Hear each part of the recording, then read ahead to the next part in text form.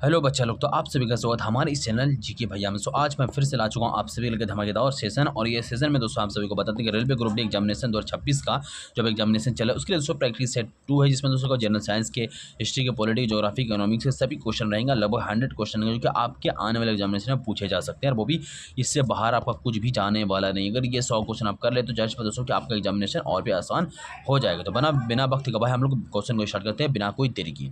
पहला सवाल जो बनेगा आपसे, मानव शरीर में कुल कितनी मांसपेशियां होती है आपसे को बताना है। तो आपसे को बता 639 जो है मांसपेशियों में हड्डियां होती है, ठीक है।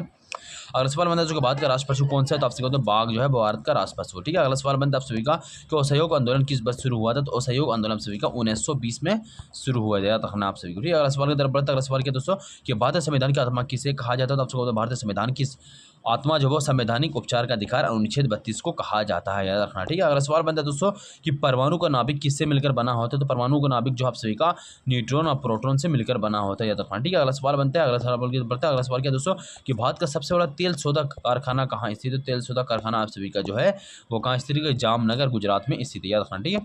अगला सवाल बनता है दोस्तों कि कल्याण मार्ग या कल्याणकारी राज्य की अवधारणा संविधान के किस भाग में है। तो कल्याण मार्ग या कल्याणकारी राज्य की अवधारणा संविधान के किस भाग में स्थित, आपसे बोलते भाग 4 में स्थित नीति निर्देशक तत्व, ठीक है, रखना, ठीक है। अगला सवाल बनता है दोस्तों कि मानव शरीर में विटामिन डी का मुख्य स्रोत क्या है। तो बता मानव शरीर में विटामिन डी का मुख्य स्रोत जो सूर्य का प्रकाश, याद रखना, ठीक है। अगला सवाल का फटाफट दिखता है। अगला सवाल क्या है दोस्तों कि भारत की मुख्य भूमिका का सबसे दक्षिणी बिंदु कौन सा है। तो कन्याकुमारी दोस्तों भारत का मुख्य बिंदु का सबसे दक्षिणी बिंदु है, याद रखना आपसे, ठीक है। अगला सवाल बनता है दोस्तों कि ताटिया टोपे किस विद्रोह से जुड़े हुए थे। ताटिया टोपे जो 18 के विद्रोह से जुड़े हुए थे, याद रखना, ठीक है। अगला सवाल बनता है दोस्तों आपसे कि भारत में राष्ट्रपति शासन की अधिकतम अवधि कितनी हो सकती है। तो आपको बताते हैं भारत में राष्ट्रपति शासन की अधिकतम अवधि जो है वो 3 वर्ष तक हो सकती है। अगला सवाल बनता है दोस्तों कि किस विटामिन की कमी से रतौंधी होती है। तो आपको बता दें विटामिन ए की कमी से दोस्तों रतौंधी होती है, याद रखना, ठीक है। अगला सवाल की तरफ बढ़ता है। अगला सवाल क्या है बच्चों देख लेते हैं जैसा। अगला सवाल है दोस्तों आपसे कि भारत का सबसे बड़ा डेल्टा कौन सा है। तो गंगा ब्रह्मपुत्र डेल्टा जो कि सुंदरबन है, ठीक है। और दुनिया का सबसे बड़ा डेल्टा जो बांग्लादेश का है, और सेम यही गंगापुत्र डेल्टा, याद रखना, ठीक है। अगला सवाल बनता है दोस्तों कि स्वराज पार्टी की स्थापना किसने की थी। तो स्वराज पार्टी की स्थापना जो आप सभी का वो मोतीलाल नेहरू और चित्तरंजन दास दोस्तों स्वराज पार्टी की स्थापना की थी, याद रखना, ठीक है। अगला सवाल बनता है दोस्तों कि भारतीय संविधान में मूल कर्तव्य कितने हैं। तो आपसे भारतीय संविधान मूल कर्तव्य जो है लगभग 11 है, याद रखना, ठीक है। मूल कर्तव्य कितने हैं, 11 है। अगला सवाल बनता है दोस्तों कि मानव कान में संतुलन बनाए रखने वाला भाग कौन सा है। तो आपको बता मानव कान में संतुलन बनाए रखने वाला भाग जो आप सभी का वो अर्धवृत्ताकार नलिका है, ठीक है। अर्धवृत्ताकार नलिका है दोस्तों मानव कान में संतुलन बनाए रखने वाला भाग है, याद रखना, ठीक है। अगला सवाल बनता है दोस्तों कि भारत में सबसे बड़ा राष्ट्रीय उद्यान क्षेत्रफल में कौन सा है। तो भारत में सबसे बड़ा राष्ट्रीय उद्यान क्षेत्रफल में कौन सा है, आपसे बताते हैं हेमिस राष्ट्रीय उद्यान, ठीक है, हेमिस राष्ट्रीय उद्यान, ठीक है। अगला सवाल बनता है दोस्तों आप सभी का कि पूर्ण स्वराज की घोषणा कब की गई थी। आपसे बताते हैं पूर्ण स्वराज की घोषणा जो है आप सभी का वो 1929 में लाहौर अधिवेशन में की गई थी। 1929 में दोस्तों पूर्ण स्वराज की घोषणा की गई थी, याद रखना, ठीक है। अगला सवाल बनता है दोस्तों कि भारत में लोकपाल की स्थापना किस अधिनियम के तहत हुई। तो आपसे भारत में लोकपाल की स्थापना जो है आप सभी का वो लोकपाल अधिनियम 2013 के तहत हुई थी, ठीक है। अगला सवाल बनता है दोस्तों कि सबसे अधिक तन्य यानी कि मलेबियल धातु कौन सी। आपसे सबसे अधिक तन्य यानी कि मलेबियल धातु कौन सी, आपसे वो आपका सोना है, याद रखना, ठीक है। अगला सवाल बनता है दोस्तों कि भारत का सबसे बड़ा रेगिस्तानी राष्ट्रीय उद्यान कौन सा है। तो भारत का सबसे बड़ा रेगिस्तानी राष्ट्रीय उद्यान जो है वो आप सभी का डेजर्ट नेशनल पार्क राजस्थान, ठीक है। भारत का सबसे बड़ा रेगिस्तानी राष्ट्रीय उद्यान जो है वो आप सभी का डेजर्ट नेशनल पार्क राजस्थान है, ठीक है। अगला सवाल बनता है आप सभी का कि साइमन कमीशन का बहिष्कार क्यों हुआ था। तो साइमन कमीशन का बहिष्कार जो है इसमें कोई भारतीय सदस्य नहीं था, याद रखना, ठीक है। और भी कुछ कारण थे बहुत देखा जाएगा, ठीक है। अगला सवाल बनता है दोस्तों आपसे कि भारत के प्रधानमंत्री की नियुक्ति कौन करता है। भारत के प्रधानमंत्री की नियुक्ति वो राष्ट्रपति करता है, ठीक है, ठीक है। अगला सवाल देखते हैं। अगला सवाल क्या है दोस्तों कि मानव शरीर में सबसे बड़ा अंग कौन सा है। तो भारत में मानव शरीर में सबसे बड़ा अंग जो है त्वचा है, याद रखना, ठीक है। त्वचा जो है मानव शरीर का सबसे बड़ा अंग है, ठीक है। अगला सवाल बनता है दोस्तों कि भारत की सबसे बड़ी नगर परियोजना नहर, ठीक है, भारत की सबसे बड़ी नहर परियोजना कौन सी है। तो आपसे होता है भारत की सबसे बड़ी नहर परियोजना जो आप सभी का वो इंदिरा गांधी नहर है, इंदिरा गांधी नहर जो भारत की सबसे बड़ी नहर परियोजना, ठीक है। अगला सवाल बनता है दोस्तों कि कैबिनेट मिशन भारत कब आया था। तो कैबिनेट मिशन जो भारत जो है वो 1946 में आया था, कैबिनेट मिशन भारतीय। अगला सवाल बनता है दोस्तों कि भारत में निर्वाचन आयोग का गठन किस अनुच्छेद के तहत होता है। भारत में निर्वाचन आयोग का गठन जो आपसे हुआ अनुच्छेद 324 के तहत दोस्तों भारत में जो है निर्वाचन आयोग का गठन होता है, ठीक है। अगला सवाल की तरफ बढ़ता है। अगला सवाल क्या है दोस्तों कि कौन सा रक्त समूह सार्वभौमिक दाता कहलाता है। तो आपसे बता दें ओ माइनस जो है ओ नेगेटिव जो है वो किसी को भी खून दे सकता है, जिसको सार्वभौमिक दाता बोला जाता है, ठीक है। और सवाल बनता है कि भारत का सबसे बड़ा कृत्रिम झील यानी कि मानव निर्मित झील कौन सी है। तो आपसे हीराकुंड जलाशय दोस्तों भारत का सबसे बड़ा जो है कृत्रिम झील है, याद रखना, ठीक है। अगला सवाल की तरफ बढ़ते हैं। अगला सवाल क्या है बच्चों कि भारतीय राष्ट्रीय सेना यानी कि INA की स्थापना सबसे पहले किसने की थी?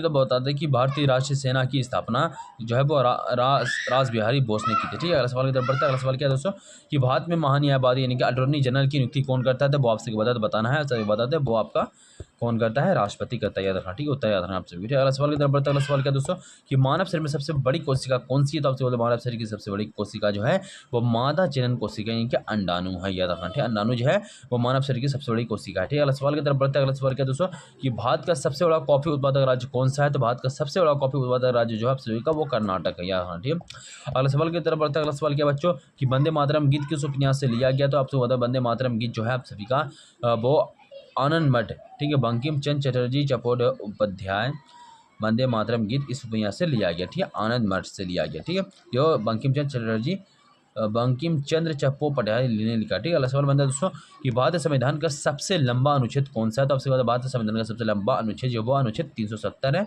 जो कि अब निरस्त हो गया। ठीक है, आपसे अगला सवाल बनता है दोस्तों कि रक्त का थक्का जमाने में कौन सा तत्व सहायक है? तो रक्त का थक्का जमाने में जो है आप सभी का वो प्लेटलेट्स सहायक है। ठीक है, अगला सवाल बनता है दोस्तों कि भारत की सबसे बड़ी मस्जिद कौन सी? तो आपको बता भारत की सबसे बड़ी मस्जिद जो आपका ताजुल मस्जिद है जो कि भोपाल में स्थित है। ठीक है, अगला सवाल बनता है। अगला सवाल क्या है?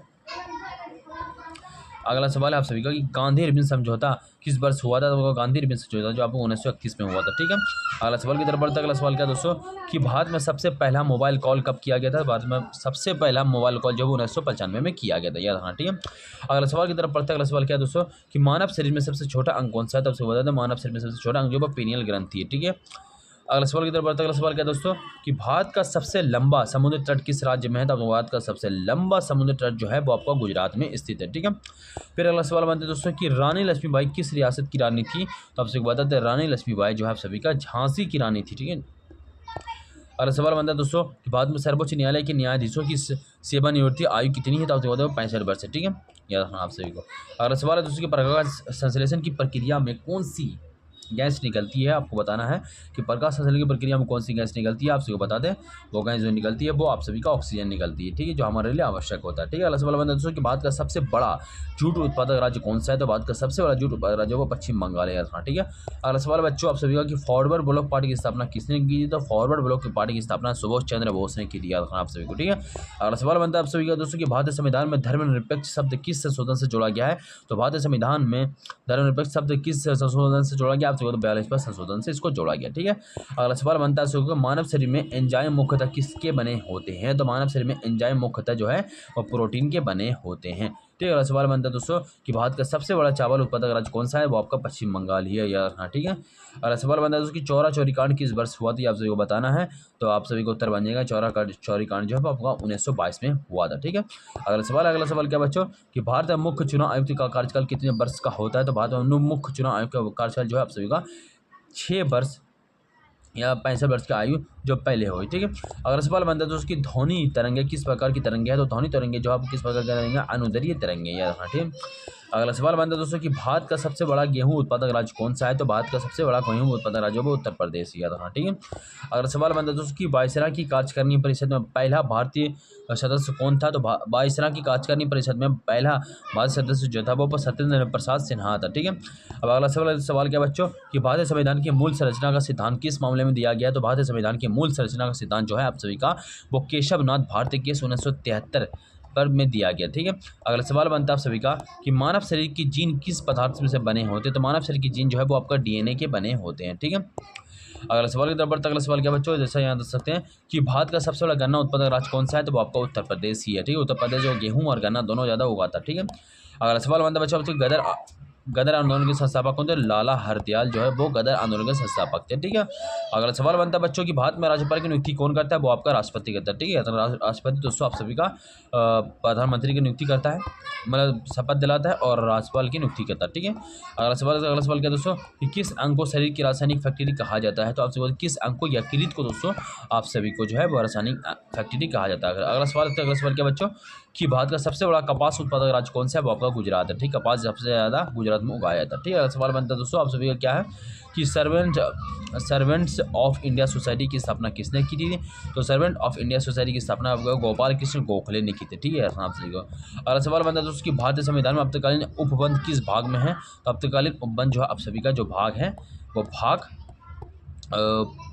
जो है वो 18 में आता है। ठीक है, 18 में है। अगला सवाल बनता है आप सभी का दोस्तों क्या है कि पौधों में श्वसन क्रिया के दौरान कौन सी गैस निकलती है। पौधों में श्वसन क्रिया के दौरान जो आपका CO2 यानी कि कार्बन डाइऑक्साइड निकलती है। एक कार्बन ऑक्सीजन से मिलने वाला। अगला सवाल बनता है भारत का सबसे बड़ा चाय उत्पादक राज्य कौन सा है, वो आपका आसाम है दोस्तों। भारत का सबसे बड़ा चाय उत्पादक राज्य। ठीक है, अगला सवाल बनता है दोस्तों कि दीनबंधु की उपाधि किसने दी गई थी। तो दीनबंधु की उपाधि किसे दी गई थी, CF एंड्रूज को दोस्तों दीनबंधु को उपाधि दी गई थी। ठीक है आप सभी को अगला सवाल बनता है दोस्तों कि भारत में मंत्रिपरिषद सामूहिक रूप से किसके प्रति जवाबदेह होती है। तो भारत में मंत्रिपरिषद सामूहिक रूप से जब लोकसभा के प्रति उत्तरदायी होती है। ठीक है, अगला सवाल बनता है आप सभी का कि मानव शरीर में सबसे बड़ी आंतस्रावी ग्रंथि कौन सी। तो आपको पता है मानव शरीर में सबसे बड़ी ग्रंथि थायराइड ग्रंथि जो है आंतस्रावी ग्रंथि है। ठीक है, अगला सवाल बनता है दोस्तों भारत का सबसे बड़ा मसाला उत्पादक राज्य कौन सा है। तो भारत का सबसे मसाला उत्पादक राज्य जो है सभी का आंध्र प्रदेश है। ठीक है, याद रखना सभी को। ठीक है, अगला सवाल बनता है दोस्तों कि पिंगली बंकैया किसके लिए जाने जाते हैं। तो पिंगली बंकैया जो जाने जाते हैं वो राष्ट्रीय ध्वज डिजाइन के लिए जाने जाते हैं। ठीक है, राष्ट्रीय ध्वज डिजाइन के लिए दोस्तों पिंगली बंकैया जाने जाते हैं। ठीक है, अगला सवाल बनता है आप सभी का क्या है कि भारतीय संविधान में सशक्ति पृथक्करण का सिद्धांत किस देश से लिया गया है।